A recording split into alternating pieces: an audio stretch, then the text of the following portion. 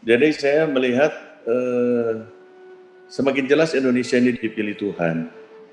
Ke depan sinode-sinode pun akan unity dan lembaga-lembaga Kristiani juga akan mendapat pewahyuan yang sama. Memang harus ada pendoa yang terus menyerukan supaya kita melihat rencana yang besar dari Tuhan buat kita. Indonesia ini akan menjadi berkat bagi bangsa-bangsa. Sudah banyak pesan Tuhan, tapi siapa yang mau mengucapkan doa-doa unity? Siapa yang mau menggerakkan persatuan ini?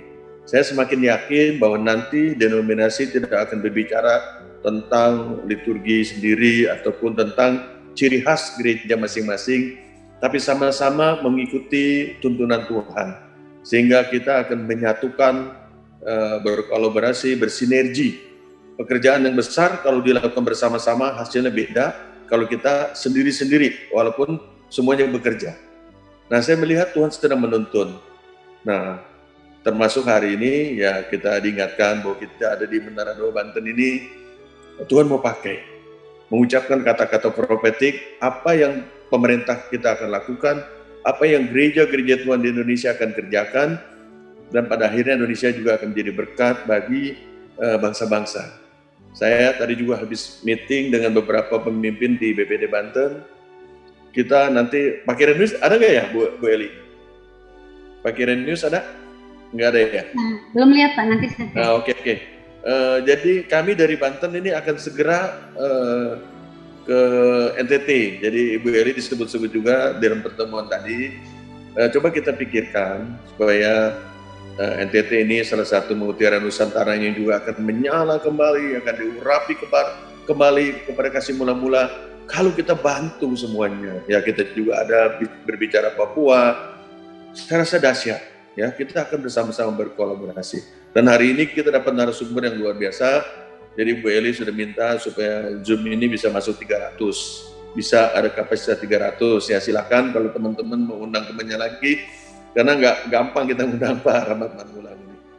Ya silakan, itu aja dari saya. Selamat kita juga diarahkan. Karena kalau pendoa didapat pewahyuan yang baru, sesuatu yang fresh, di mana kita menyala kembali, saya yakin betul doa kita berbeda dengan doa-doa yang lalu-lalu, karena kita benar-benar mengucapkan kehendak Tuhan yang akan dinyatakan bagi Indonesia, bahkan bagi bangsa-bangsa. Itu saja dari saya. Selamat kita kembali mendengarkan sharing dan juga berdoa.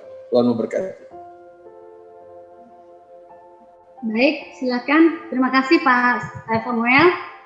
Baik Pak Rahmat, silakan Pak, waktu dan tempat kepada Bapak kami persilakan. Tuhan Yesus memberkati.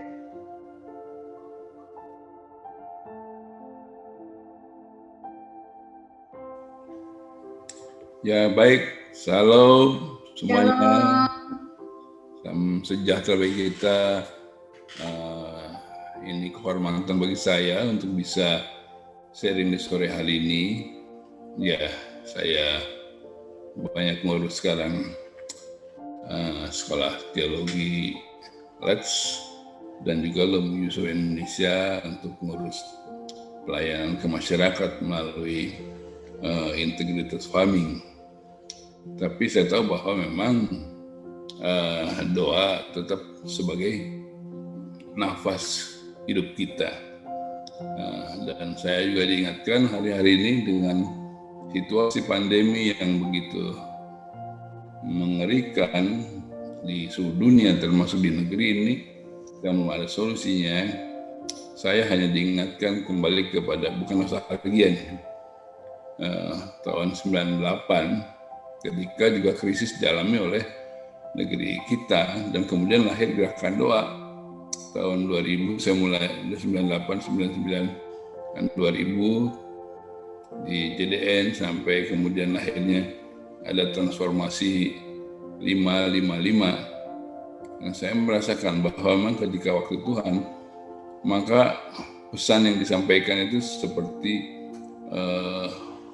angin yang besar meniup api-api kecil, bara-bara api yang sudah ada di negeri ini, dari Sabang sampai Merauke sekeliling, dan akhirnya Tuhan izinkan untuk ada lebih dari 500 jaringan doa waktu itu, yang kemudian di follow up dengan berdoa. Tapi Tapi 2007 saya merasa selesai dan saya fokus ke yang lain, ya. Dan saya sungguh merasakan bahwa yang kita butuhkan adalah kita bisa mengerti waktunya Tuhan, istilahnya kairosnya Tuhan dengan situasi yang ada seperti ini. Saya merasa bahwa bisa jadi ada gelombang yang baru untuk gerakan doa di hari-hari ke depan dengan situasi yang ada. Dan ini yang harus kita responi dalam gerakan doa dan juga gerakan transformasi bagi bangsa kita, dan apa bagian yang harus kita lakukan. Ini hal yang sangat penting. Dan kita sadari bahwa ini bukan pekerjaan satu orang, satu kelompok, tapi ini pekerjaan semua sebagai tubuh Kristus, sebagai umat Tuhan. Dan kalau kita lihat dengan pandemi yang ada, dengan situasi yang ada, kita mengalami krisis yang begitu dahsyat, baik secara ekonomi, tetapi juga secara moral. Kita melihat semakin gilanya orang ini, keluarga dihancurkan, moral dihancurkan, dan ini adalah sesuatu kegelapan yang begitu rupa. Ya, dan kita tahu bahwa kegelapan ini tidak akan berhenti seketika. Masih ada waktu ke depan. Tuhan izinkan ini, walaupun kita tidak sukai, tetapi kita sadari bahwa tujuan Tuhan adalah untuk memurnikan kita semua, memurnikan ketulusan hati kita. Kita melihat bagaimana persoalan yang dihadapi oleh gereja juga, oleh bangsa kita, dan kita sedang dimurnikan. Dan ini kelihatannya tidak berhenti seketika tahun 2021 ini. Karena itu maka kita harus mengerti apa yang Tuhan inginkan, supaya jangan kita akhirnya kecewa gitu. Kita berdoa supaya pandemi berhenti, masalah berhenti. Kok nggak berhenti-berhenti? Pertanyaannya adalah, kita sudah mengerti nggak maksud Tuhan, kenapa pandemi COVID-19 ini masih terjadi, situasi ekonomi yang mengalami krisis, sebagainya. Ini yang harus kita mengerti. Kalau kita baca firman Tuhan saya hanya ingat bagian, saya bisa share sedikit, sebentar. Saya bisa jadi co-host, boleh nggak supaya saya bisa share? Sebentar, saya kasih tema. Satu hal yang paling penting bagi hidup kita adalah fokus kepada Dia, fokus kepada Tuhan. Sudah, bentar. Apa terlihat? Sudah Pak, Bapak udah jadi co-host. Oh, udah. Sudah. Ya. Saya ingat satu kisah yang agak spektakuler lah ya, yaitu ketika murid-murid di Danau Galilea, kemudian gelombang besar di kegelapan, kemudian Yesus menampakkan diri. Yesus berjalan di atas air. Presentasinya kelihatan? Udah kelihatan belum? Presentasi saya udah terlihat? Belum, Pak. Belum ya? Belum Pak. Bentar. Saya biasa. Bentar. Ya, saya ingin kita melihat Yohanes 14 ya. Bentar, saya lihat. Matius 14.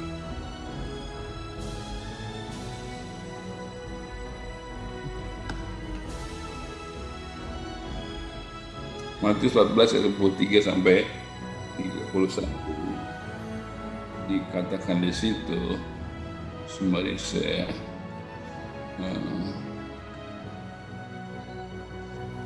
bentar, screen saya.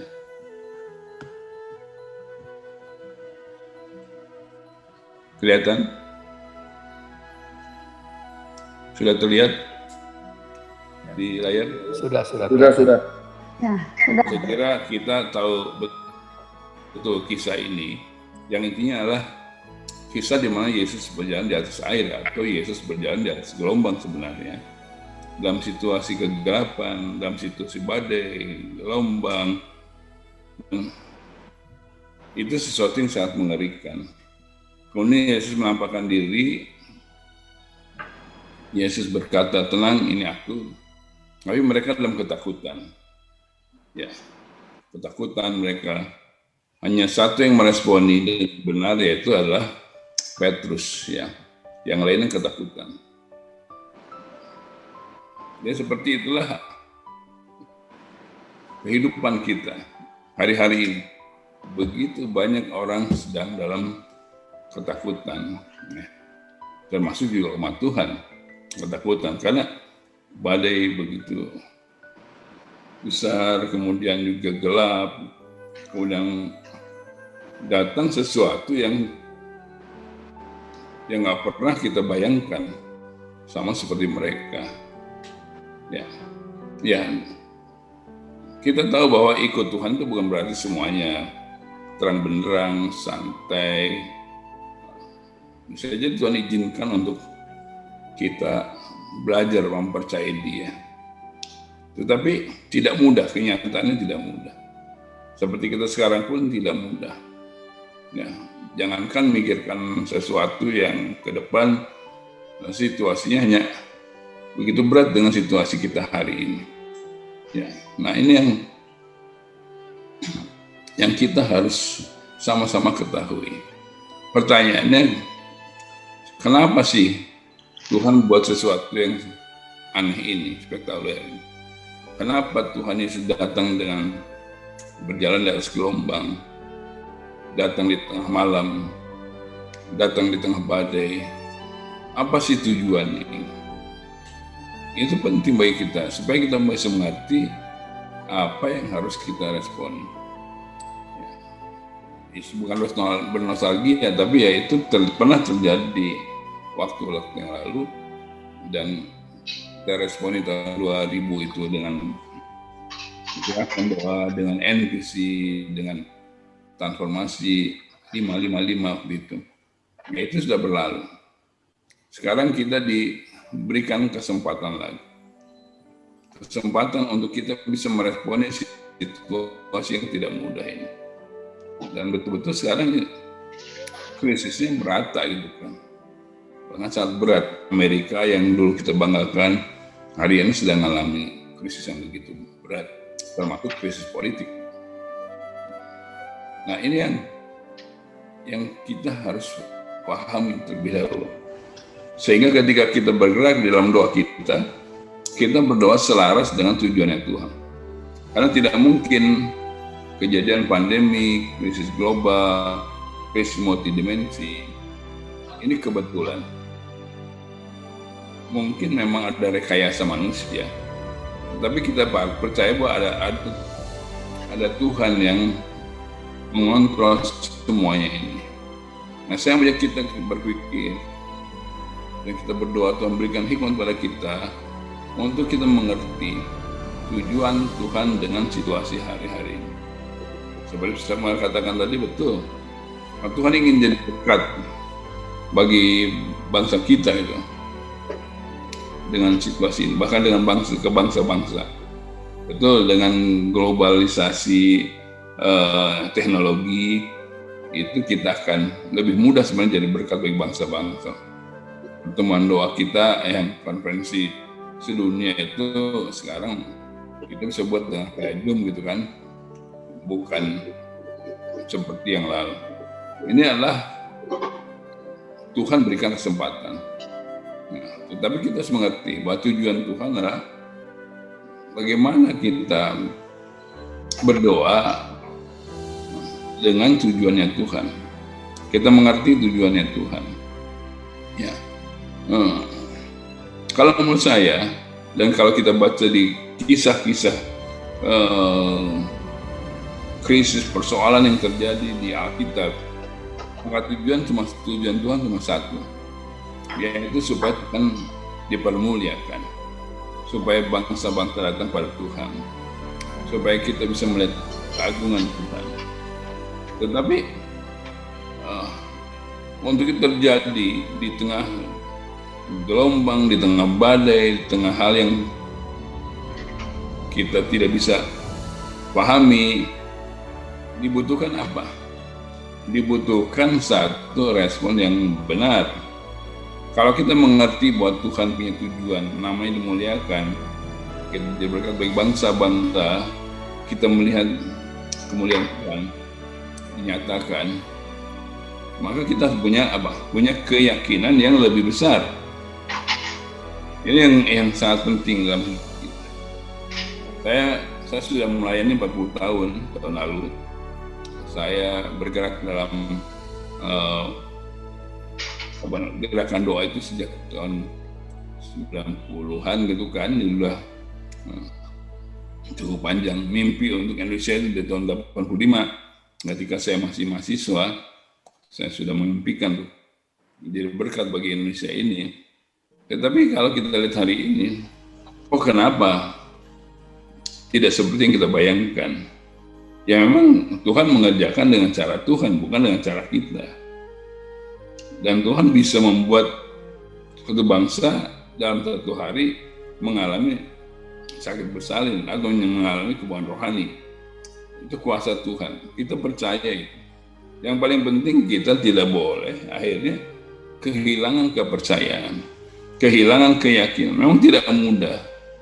Ngomongnya gampang, tapi kenyataannya tidak mudah untuk kita bisa seperti itu. Nah, respon yang bisa terjadi adalah kita menjadi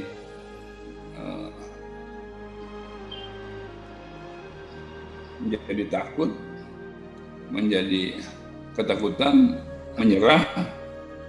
Kalau kita mau keluar dari perahu ini sebagai kesempatan, kembali kepada kita kan. Kita mau terus tinggal dalam ketakutan di perahu, teriak-teriak histeris seperti kisah firman Tuhan tadi Matius 14 itu, atau kita mau keluar dari perahu sama seperti Petrus, karena keyakinan yang begitu besar akan Yesus, maka dia begitu menghadapi situasi yang tidak mudah itu. Dan saya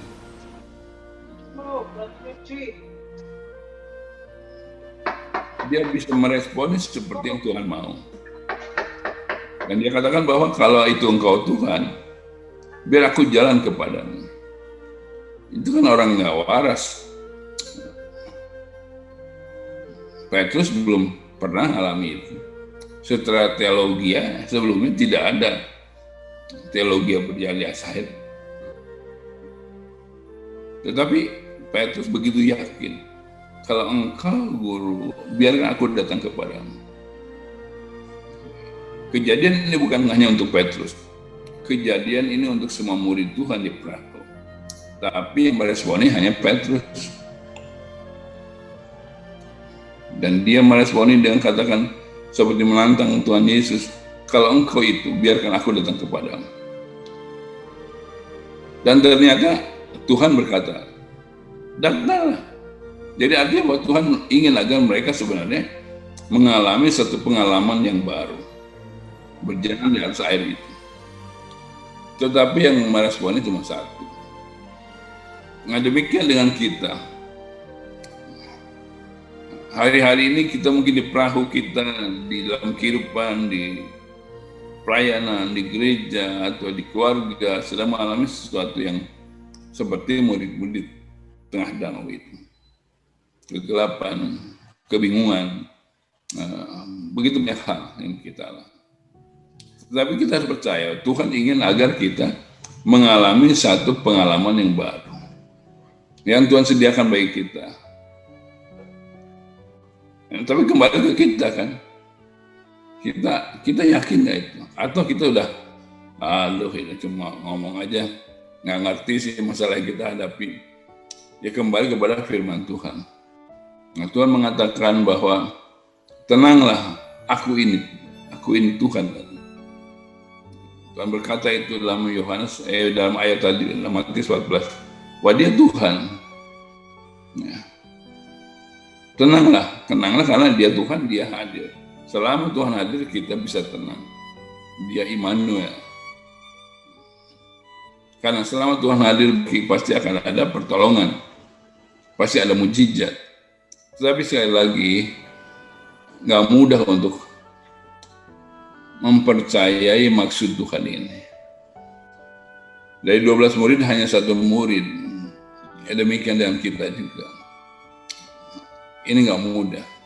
Tetapi saya ingin menyampaikan kebenaran bahwa Tuhan ingin agar kita mengerti maksud Tuhan. Dan maksud Tuhan adalah kita mengalami pengalaman baru dan kita mengalami mujizat yang belum pernah kita alami agar Tuhan dimuliakan. Kalau hari ini kita belum mengalami itu, sabar sebentar. Tuhan sedang mempersiapkan, malaikat sedang mempersiapkan semua itu. Ya, tetapi kita menyadari bahwa semua ini adalah karena Tuhan, bukan karena kehebatan kita. Nah, ini yang paling penting, karena bagaimana kita doa bagi bangsa-bangsa kalau di rumah kita sedih, diri kita punya masalah, susah kan?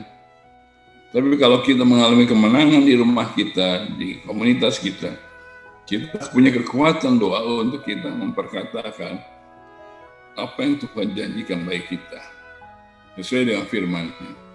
Ini sangat penting supaya perkataan ada kuasanya. Karena kuasa doa kita itu ditentukan oleh kehidupan kita. Kehidupan yang besar maka menghasilkan kuasa yang besar. Bukan teriakan. Ya, kalau teriakan saya kira paling banyak katanya orang Batak yang dapat jawaban doa. Karena kalau berbisik aja kayak teriak katanya gitu. Atau gaya doa kita bukan, tetapi yang kehidupan pribadi kita harus kuat. Kehidupan pribadi kuat yaitu kepercayaan kita kepada Tuhan. Itu yang dimiliki oleh Petrus, sehingga dia di tengah situasi orang-orang, situasi waktu itu, dia bisa berkata, Tuhan kalau Engkau itu, biarkan aku datang kepadamu. Biarkan aku mengalami seperti yang Kau alami, apa yang Kau janjikan. Ya, dan ini yang dimaksud dengan kita fokus kepada Tuhan. Kita tidak terpengaruh oleh sekitar kita, walaupun sekitar kita memang kenyataannya itu sesuatu yang bisa membuat kita menjadi takut, menjadi gelisah, menjadi menyerah.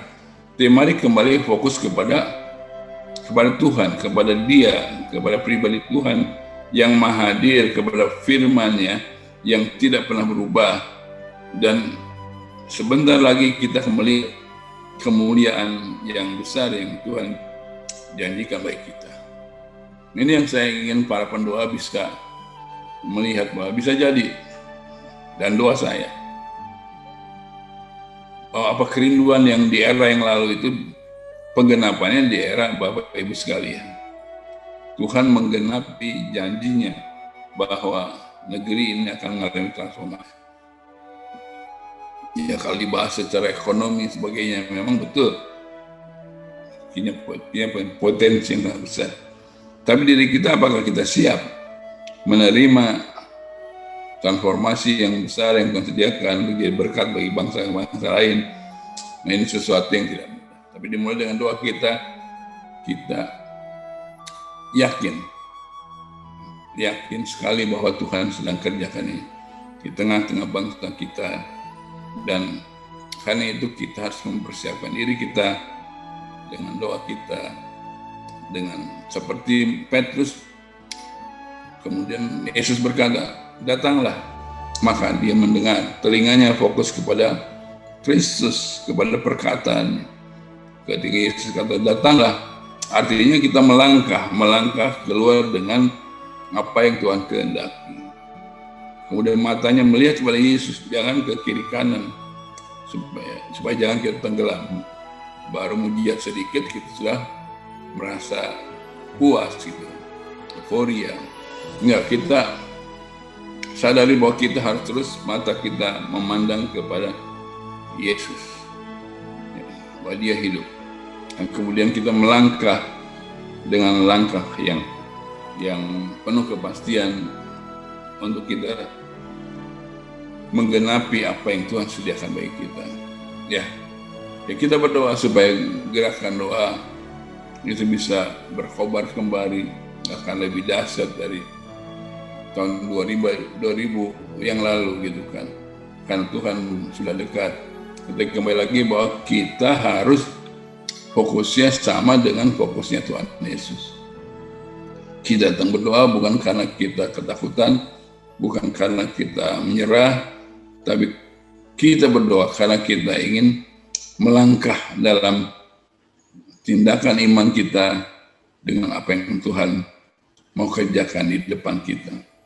Ya, makanya saya tidak terlalu terlibat dalam gerakan doa karena saya terlibat di gerakan siapkan SDM-nya dengan STTLS, dan siapkan modelnya lah dengan Lubung Yusuf. Ya, jadi siapkan Lubung dan Yusufnya. Kalau mau ada, kemudian Yusufnya ada, maka kelimpahan yang Tuhan janjikan jadi berkat bagi bangsa-bangsa itu kita alami. Ya, jadi saya mendorong untuk para pendoa sekalian, Bapak Ibu, tetap semangat, maju terus. Tuhan berkati kita semua. Saya serahkan ke Bu Eli.